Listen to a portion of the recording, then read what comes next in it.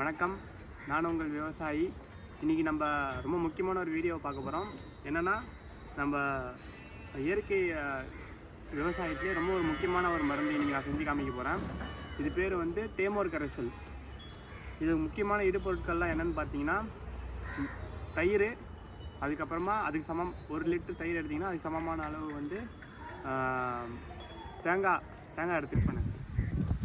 அப்புறம் நம்ம எடுத்துக்கிட்ட தயிரை வந்து 3 days வந்து நம்ம நல்லா புளிக்க வைக்கணும். அதாவது ஃபர்மெண்ட் பண்ணோம்.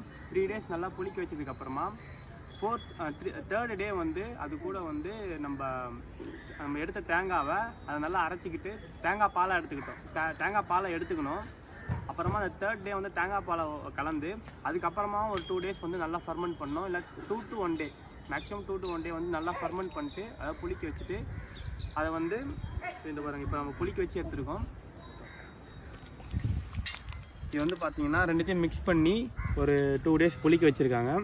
புளிக்க வச்சு எடுத்துக்கிட்ட அந்த தேங்காய் பாலும் புளிச்ச மோரும் இப்போ வந்து 16 லிட்டர் ஸ்ப்ரேயரில் வந்து இதில் வந்து பாதி அளவு, அதாவது இப்போ இதில் வந்து ஒரு 2 liters இருக்கும். இதில் ஒரு 1 liter வந்து 16 லிட்டர் எலக்ட்ரிக் ஸ்ப்ரேயரில் வந்து நம்ம மிக்ஸ் பண்ணி அடிக்க போகிறோம்.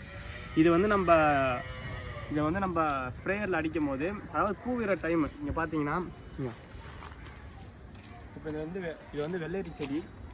இதில் வந்து பூ வருது பார்த்தீங்களா. இது பூ வந்து மேக்ஸிமம் கொட்டி போகிற டைமில் வந்து இது ஸ்ப்ரே இந்த மருந்தை நம்ம ஸ்ப்ரே பண்ணும்போது இந்த பூ வந்து அப்படியே காயாக மாறும். அதாவது கொட்டாது. பூ வந்து கொட்டாமல் காயாக மாறுறதுக்கு இந்த புளிப்புத்தன்மை வந்து அதுக்கு வந்து ஹெல்ப் பண்ணும். இதை வந்து நம்ம இயற்கை முறையில் நம்ம இதை வந்து பண்ணும்போது நம்ம உடம்புக்கும் ரொம்ப சத்தான ஒரு விஷயமாக மாறும்.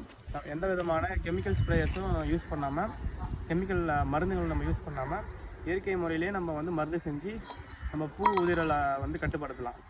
இது எல்லா இயற்கை விவசாயிகளும் வந்து யூஸ் பண்ணி பயன்படணும்னு நான் வேண்டிக்கிறேன். நன்றி.